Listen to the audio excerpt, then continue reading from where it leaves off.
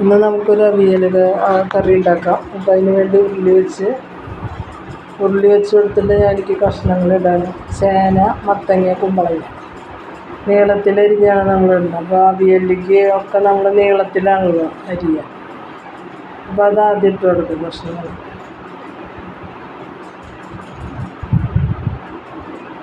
അപ്പോൾ അവിയലിലേക്ക് ഞാൻ കുറച്ചധികം അവിയലുണ്ടാക്കുമ്പോൾ ഇവിടെ എല്ലാവർക്കും ഇങ്ങനെ വാരി കഴിക്കൽ കൂടുതലാണ്. ചോറിനേലധികം അവിയലിൻ്റെ കഷ്ണങ്ങൾ കഴിക്കും. അപ്പോൾ അതാണ് ഞാൻ കുറേ കറി ഉണ്ടാക്കിയുള്ളത്. അങ്ങനെയാണ് നമ്മൾ കഷ്ണങ്ങളൊക്കെ കഴിക്കുകയുള്ളൂ ഇവിടെ. അതാണ്. അപ്പോൾ ഇത് മുരിങ്ങക്കായ, ക്യാരറ്റ്, വെണ്ടക്കായ, വഴുതനങ്ങ, കയ്പക്കായ, തക്കാളി, കായ, ഇതാണ് ഇനിയത്തെ കഷ്ണങ്ങൾ. അതും കൂടി ഇട്ട് കൊടുക്കാം.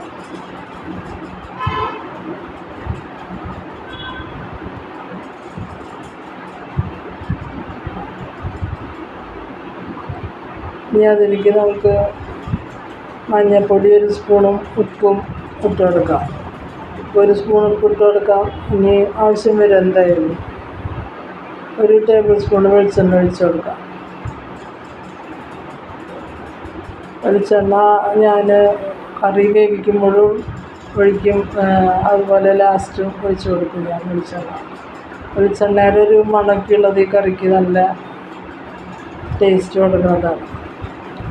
പിന്നെ ഈ ആവശ്യത്തിന് വെള്ളം ഒഴിച്ചിട്ട് നമുക്ക് 2 ഐറ്റം കൂടി ഇതിൽ ചേർക്കാണ്ട് വേപ്പിലയും അതുപോലെ തന്നെ പച്ചമുളക്. ഒരു 6 പച്ചമുളക് ഞാൻ കീറിയത് ചേർക്കുന്നുണ്ട്. കുറച്ചധികം വേപ്പിലയും ചേർക്കുന്നുണ്ട് കേട്ടോ.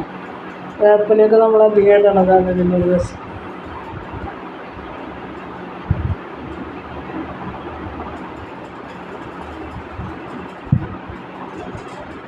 അപ്പോൾ നന്നായി ഇളക്കി യോജിപ്പിച്ചതിന് ശേഷം അത്യാവശ്യം എരിവുള്ള പച്ചമുളകാണ്. നന്നായി ഇളക്കി യോജിപ്പിച്ചതിന് ശേഷം നമുക്ക് മൂടിയിട്ട് വേവിക്കാം.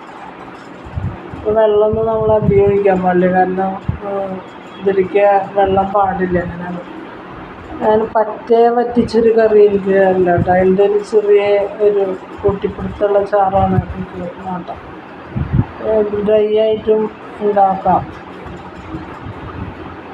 അത്ര ഡ്രൈ ഞാനാക്കുന്നത്.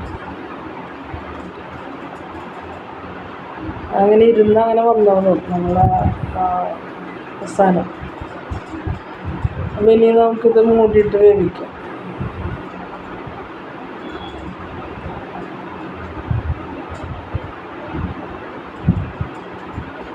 ആദ്യം നമ്മൾ ഫുള്ളിലിടുക. അതിന് ശേഷം ലോ ടു മീഡിയത്തിൽ വെച്ച് നമുക്ക് വേവിച്ചെടുക്കാം. ഇതിൽ പച്ചമുളക് കാണിച്ചില്ല എന്നൊരു തോന്നരുത്. ആ പച്ചമുളക് ഇട്ടാ ഇങ്ങനെ കീറിയിട്ടൊക്കെ. ഇനി നമുക്ക് ഇതിലേക്ക് ഒരു അരപ്പ് ചെയ്യാൻ വെക്കാം. ഇതിലേക്ക് ഞാൻ 1 നാളികേരം എടുക്കുന്നുണ്ട് കേട്ടോ. 1 നാളികേരം എല്ലാ കഷ്ണങ്ങളൊക്കെ പറയുന്നുണ്ടല്ലോ. ശരിക്കും പറഞ്ഞാൽ ഇത്രയധികം കറി ഞങ്ങൾക്ക് ആവശ്യമില്ല, പക്ഷെ ഇതിങ്ങനെ വെറുതെ കഴിക്കുമല്ലോ, അതാണ് ഞാനിത് അധികം എടുത്തത്. 1 നാളികേരം എടുത്തിട്ടുണ്ട്.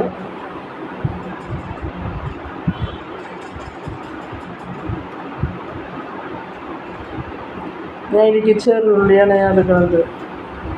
5-8 ചെറുള്ളി എടുക്കുന്നുണ്ട് കേട്ടോ. അത്യാവശ്യം വലുപ്പമുള്ള തന്നെയാണ്.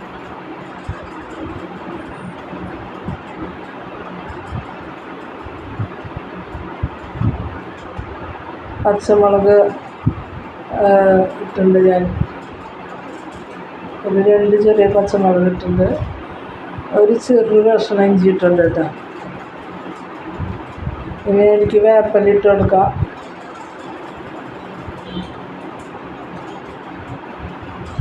അതുപോലെ 1 സ്പൂണ് ജീരകം, നല്ല ജീരകം ഇട്ട് കൊടുക്കാം.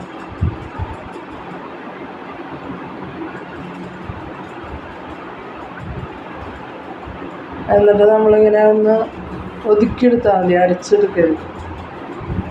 അതേപോലെ 1 സ്പൂണ് ജീരകം ഇടാം. എന്നിട്ട് ഈ നാളികേരം ഇതാണ്ട് ഒതുക്കിയെടുക്കാം. അത് ഞാനങ്ങനെ അരച്ച് കൊണ്ട് വെച്ചിട്ടുണ്ട്. ഇപ്പോൾ നമ്മുടെ കഷ്ണങ്ങളൊക്കെ വെന്തുണ്ട്, പക്ഷേ വെള്ളം സ്വല്പം കൂടുതലാണ്, സ്വല്പം വെള്ളമുണ്ട്. അതൊക്കെ ഒന്ന് കുറച്ച് നേരം തുറന്ന് വെച്ചിട്ടൊന്ന് ആ വെള്ളം ഒന്ന് പറ്റിച്ചെടുക്കാം.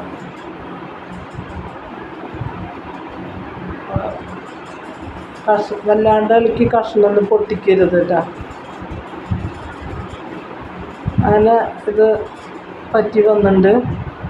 അതിലേക്ക് നമ്മൾ ഇങ്ങനെ ഒതുക്കി വെച്ച നാളികേരം, അതൊന്നും അരയ്ക്കാൻ പാടില്ല, അങ്ങനെ പാടുള്ളൂ. ആ ഉള്ളിയും പച്ചമുളകും ഒക്കെ ഒന്ന് അരഞ്ഞ് ചേർന്ന ഒതുക്കിയ നാളികേരം അതിലേക്ക് ചേർത്തിടും.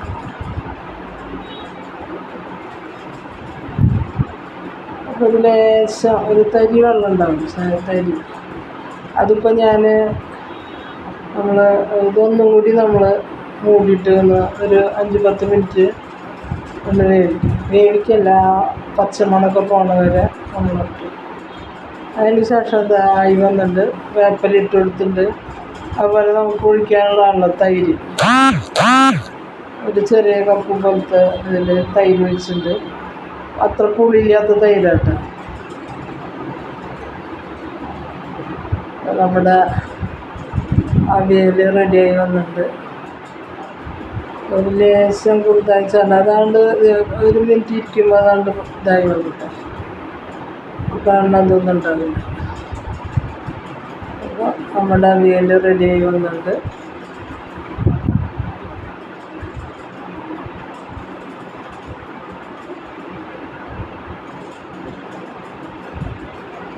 ഇതിലേക്ക് നമ്മൾ വെളിച്ചെണ്ണ ഒഴിക്കണം. വേപ്പില ഓൾറെഡി ഇട്ട് വെളിച്ചെണ്ണ ഒഴിച്ചിട്ട് നമ്മൾ ഒന്ന് ഇളക്കി കൊടുക്കണം. 1 ടേബിൾ സ്പൂൺ കൂടി വെളിച്ചെണ്ണ ഒഴിച്ച് വേപ്പില ഞാനിപ്പോൾ ഓൾറെഡി ഇട്ടിട്ടുണ്ട്. ഇതിൻ്റെ ഒപ്പം തന്നെ തൈര് ഒഴിച്ചതിൻ്റെ ഒപ്പം ഇട്ടിട്ടുണ്ട്. ഇനി നിങ്ങളതിൽ മല്ലിയില ഉണ്ടെങ്കിൽ ഇട്ട് കൊടുക്കാം. ഒരു സ്വല്പം മല്ലിയില ഇട്ടിട്ടുണ്ട്.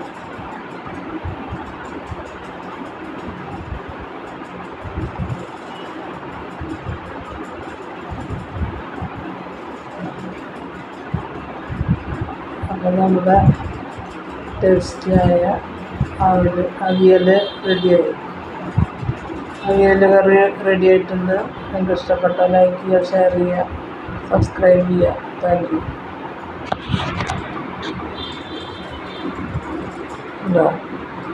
ഇതാണ് കറി.